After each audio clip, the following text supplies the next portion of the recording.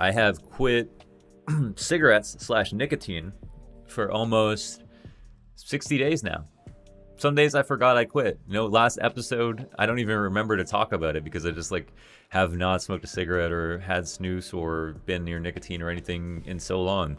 So easy after the first week, you know. It doesn't help if you watch things like Mad Men. Like if you're in the middle of Mad Men, you probably don't want to try to quit smoking because they, you know, John Hamm's pulling out cigarettes left, right, and center. Everybody on that show smokes a lot. It was depicting a time, I think in the late 50s or 60s or early 60s, that there was competing science as to whether or not it's actually, if nicotine was actually harmful or not.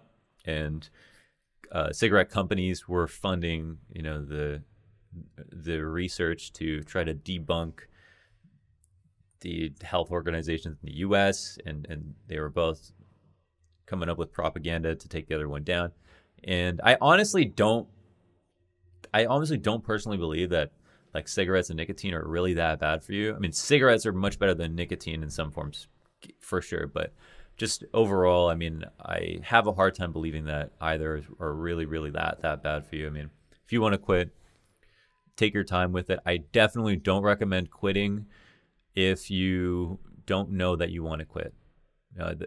Hear that advice. Okay, I think it's just like the running thing.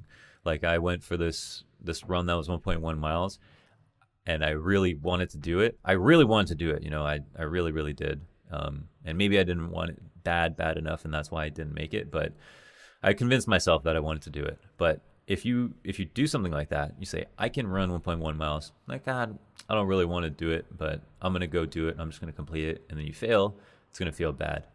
If you do the same thing with cigarettes or something like that, it's the same deal. You know, you don't want to fail.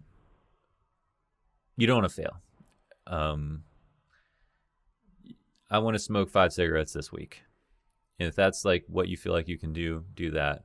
But I think what's more key than setting like reasonable goals is just figuring out like a really good motivation for wanting to do something. Like, for example, well, I quit cigarettes for a year before when I was like 19.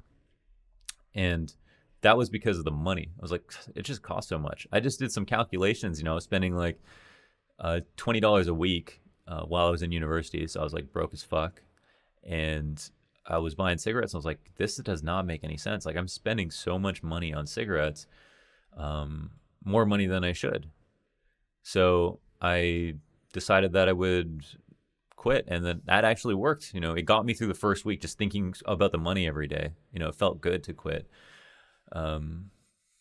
Maybe you want to quit because you want to prove a point. Sometimes that can be good too. That might be enough to take you over the line. But do not do it if you're like, people tell me I should quit. I think I should quit. Don't quit. Wait until you have like a terrible cigarette, you know, where you just like cough and it's like disgusting. You're like, why did I do that?